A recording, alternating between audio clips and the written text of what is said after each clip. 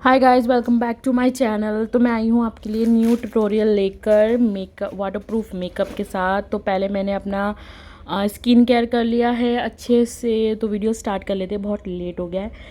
तो इसीलिए मैंने यहाँ पर मामाअर्थ का विटामिन सी फेस वॉश करने के बाद तो मैंने यूज़ किया है ये कॉफीन का स्क्रब, बॉडी स्क्रब जो होता है, क्योंकि मेरी नोज़ पर ना बहुत ज़्यादा मतलब है ना पोर्स हैं और है ना ब्लैकेट्स दिखाई देते हैं, उसमें बहुत ज़्यादा हैं, हार्ड वाले हैं। और अगर मैं एवर यूथ का स्क्रब भी यूज़ कर लूँ ना तो मुझे फिर भी ब्लैकेट्स मेरे शो होते हैं, दिखते हैं। वैसे तो मेरी स्किन में कहीं पर भी पिगमेंटेशन नहीं है, लेकिन मेरी नोज़ में ना बहुत ज़्यादा ब्लैकेट्स हार्ड वाले हैं। तो मैं कुछ भी कर लूँ तो बहुत मुश्किल से जाता है, इससे हाइड हो गए थे बहुत हद तक। ठीक है, तो उसके बाद मैंने ये आइस वो रोलर लेकर इस तरीके से अपने फेस पर मसाज की, तो मुझे बहुत ज़्यादा लग रहा था अपना फेस स्वेलिंग सा। और आई के नीचे, अंडर आई के नीचे तो आप बहुत सेफ़ रहेंगे इससे। अच्छा, ये एक काम और भी करता है, अगर आप इसको मेकअप से पहले गर्मियों में यूज़ कर रहे हैं, कहीं जा रहे हैं, समर्स मेकअप है और अब बारिशें भी हो रही हैं, चिपचिपा हो जाता है बारिश में भी मेकअप, बहुत ज़्यादा करने का वो नहीं करता।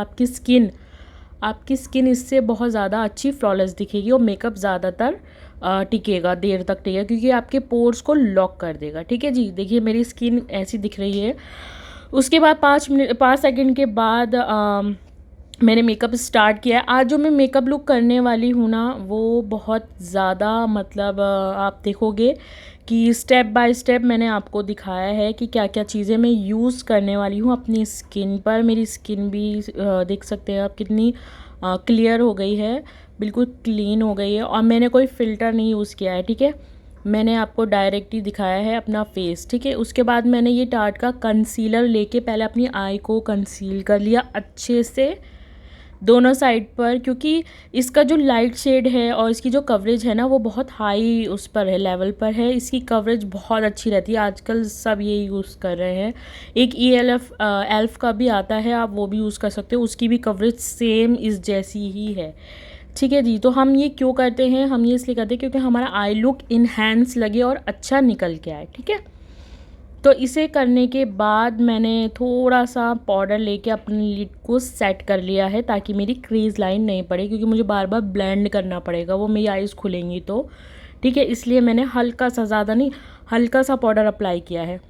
उसके बाद मैंने ये आई मैजिक का हाइलाइटर लिया है, और ये बहुत ज़्यादा मतलब इसकी पिगमेंटेशन आपने देखी कितनी अच्छी है एक ही स्ट्रोक में, और ये आपके बजट में भी है। अगर आप महंगे से महंगा नहीं ले सकते, ओफ्रा का, अनस्तासिया का नहीं अफोर्ड कर सकते, तो आप ये यूज़ कर सकते हैं। इसमें 3 शेड आते हैं आई थिंक, आप इसे भी यूज़ करके देख सकते हैं, क्योंकि मुझे ना ये बहुत सेटिस्फाइंग लगा। एक तो इसकी प्राइस कम, और ऊपर से ये इतना हाईली पिगमेंटेड, तो बजट फ्रेंडली भी है, और इसकी पिगमेंटेशन भी बहुत अच्छी है। अभी मैं आपको फेस पे लगा के दिखाऊंगी।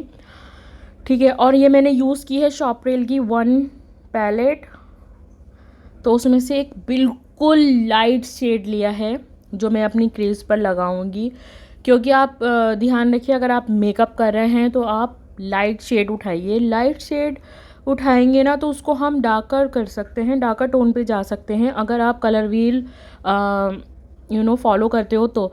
अगर आप डार्क शेड उठा के अपने उस पर लिड पे अप्लाई करोगे तो उसे लाइट कैसे करोगे, कभी भी नहीं कर सकते। तो इसीलिए आप अच्छे से इसको मर्ज करो, अपनी लिड पर अच्छे से ब्लेंड करो, जितना ब्लेंड करोगे उतना ही अच्छा आपका आई शेडो निकल के आएगा।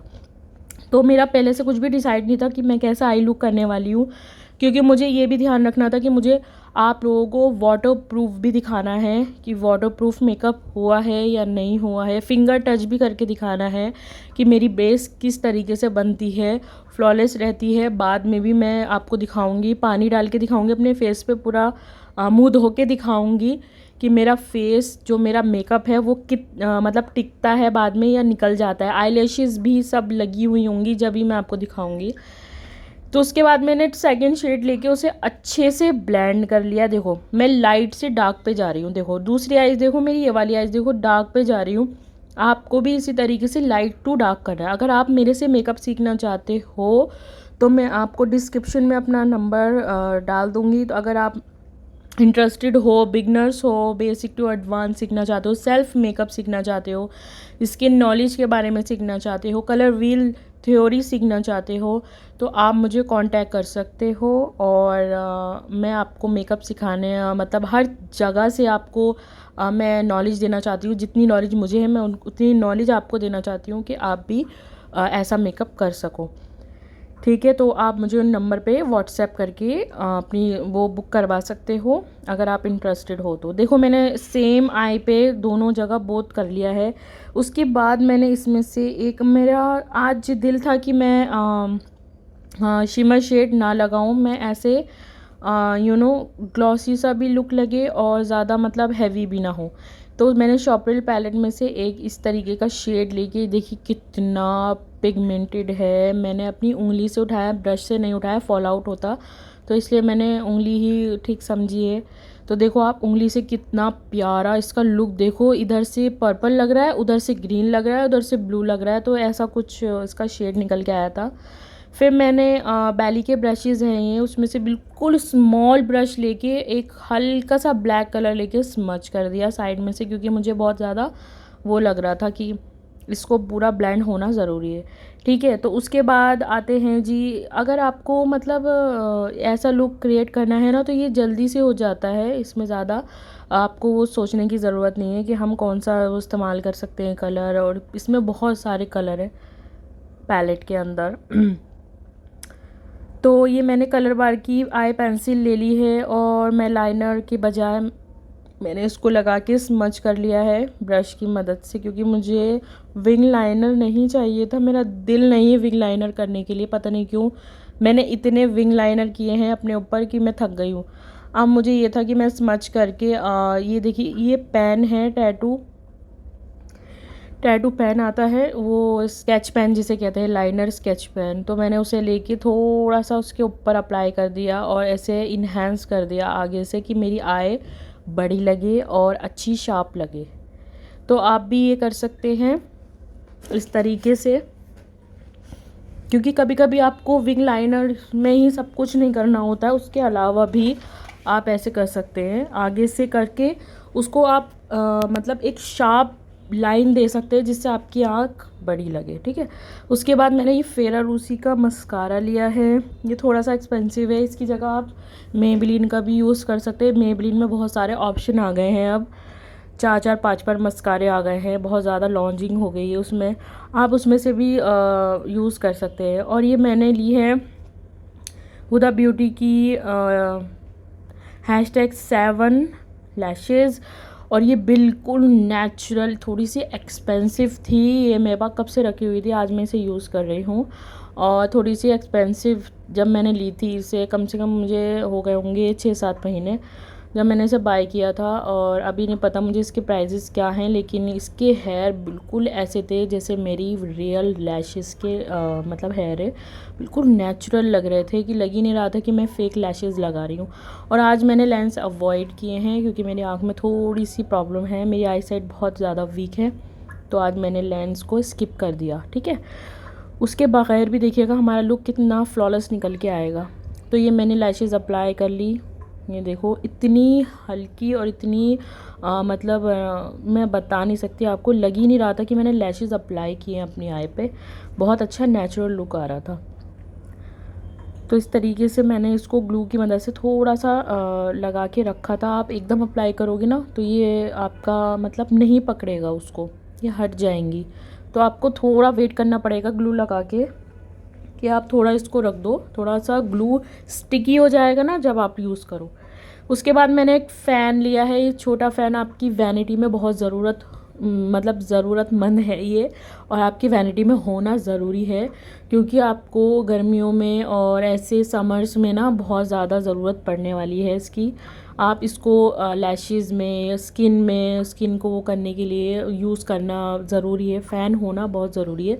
तो आप इस तरीके का छोटा फ़ैन 200 के आसपास 250 के आसपास आएगा, जैसे आप अपने वैनिटी में ऐड करो, ठीक है।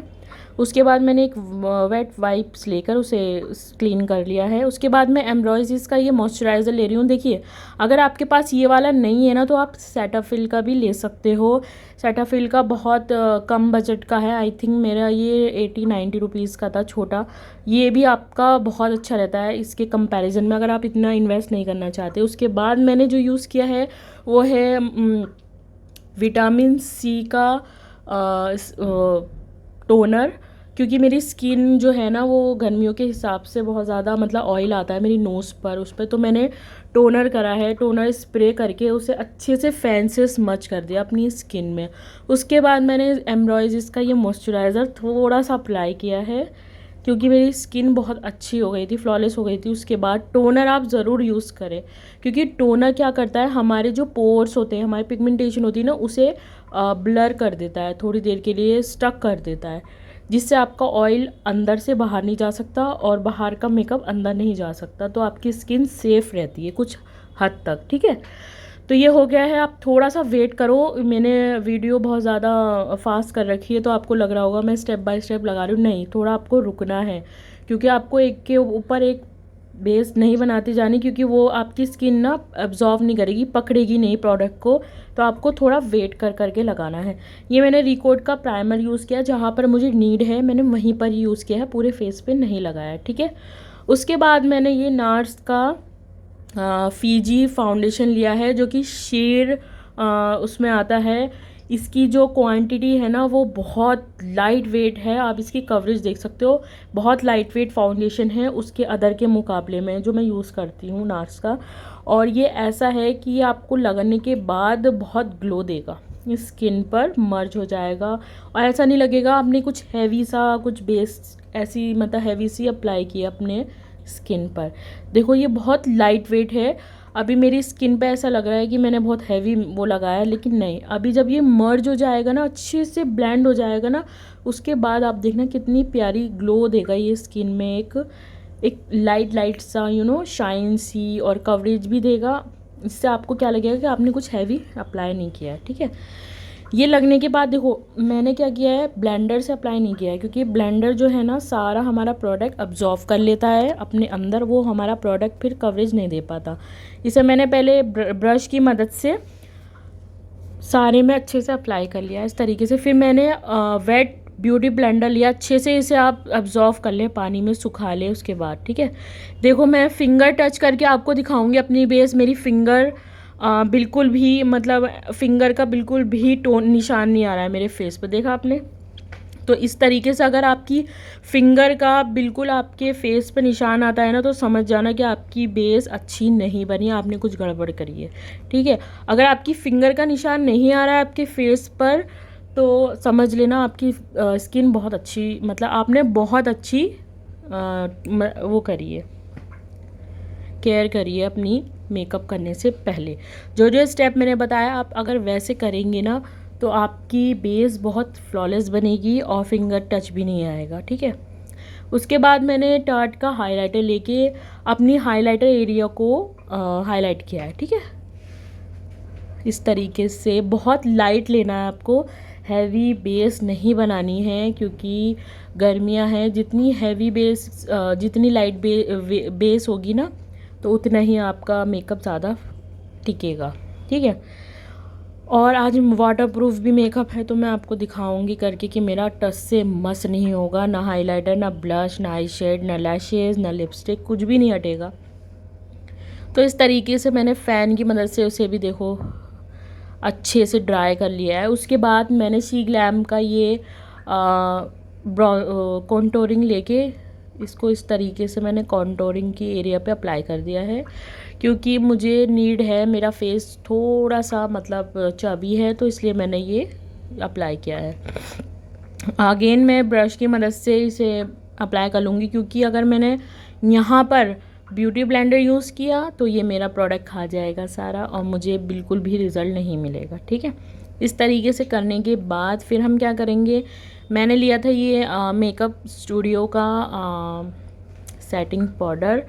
इसके बाद मैंने ये पिज़्ज़ा पफ लेके PNF का इसे अप्लाई कर लिया। बहुत लाइटली अप्लाई करके छोड़ देना है ताकि ये स्किन को अच्छे से लॉक कर दे, जिससे आपका ऑयल या कुछ मतलब आपकी स्किन जो है ना अच्छे से बेस ये पूरी लॉक कर दे, कवर कर दे। इस तरीके से इसे अप्लाई कर लो अच्छे से, फिर इसे छोड़ दो कुछ सेकंड के लिए, इसे छोड़ दो। उसके बाद आप इसे डस्ट ऑफ कर देना, ठीक है।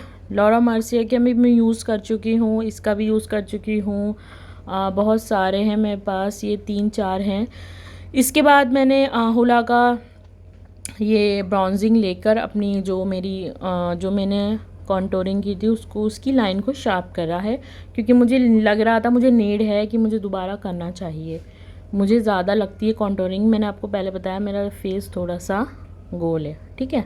उसके बाद मैंने ये आई मैजिक की पैलेट में से एक शेड लिया है ब्लशर के लिए, और हाँ मुझे ब्लशर बहुत पसंद है तो मैं थोड़ा ज़्यादा ही नीड करती हूँ, क्योंकि वो बाद तक टिका रहता है और बाद में हमारा जब सेट होता है ना बेस तो वो कम लगता है मुझे, तो इसलिए मैं ब्लश थोड़ा ज़्यादा लगाती हूँ। आप अपने हिसाब से लगा सकते हो जैसा भी आपको नीड है, ठीक है। तो मैंने ये ब्लश अप्लाई किया है और इसी ब्रश से मैंने पाउडर को भी स्वेट ऑफ कर दिया है, और उसके बाद मैंने हाइलाइटर यूज़ किया है, ठीक है। ओ सॉरी, उसके बाद मैंने ये मैक का फिक्स लेके उसको मेकअप को लॉक किया है, ठीक है। इसको करने के बाद क्या करना है आपको, एक फ़ैन की मदद से इसे सेट करना है, ठीक है। जब ये अच्छे से सेट हो जाए उसके बाद आपको हाइलाइटर यूज़ करना है। ये देखो, ये आई मैजिक का ही हाइलाइटर है जो मैंने आपको दिखाया था शुरू में। इसकी पिगमेंटेशन देखो गाइस, इसका रिज़ल्ट देखो कितना मतलब मज़े का आता है कि मैं बता नहीं सकती आपको। देखो, ये आप थोड़ा सा ही लोगे ना, आप इसी में ही वो हो जाओगे कि आपको किसी चीज़ की और ज़रूरत नहीं है। इसके बाद मैंने ये लिप पैलेट ली है, डिलांसी की न्यू लॉन्च हुई है। आप इसे भी अपनी वैनिटी में ऐड करो। अगर बिगनर हो तो ज़्यादा लिपस्टिक कैरी मत करो, क्योंकि अगर आप प्रैक्टिस के लिए जा रहे हो, अगर आपको प्रैक्टिस हो, नीड हो, तो आप इसमें से मिक्स एंड मैच करके उनका शेड बना सकते हो। और ये स्टे करती है लिपस्टिक, वाकई में स्टे करती है। मैंने इसके ऊपर ये लिपस्टिक अप्लाई करने के बाद ना ग्लॉस अप्लाई किया था, तो ये मेरी जब भी टिकी रही, और मैंने जब पानी डाला जब भी टिकी रही। तो आप ये अंदाज़ा लगा लो कि ये मैट लिपस्टिक नहीं है, लेकिन फिर भी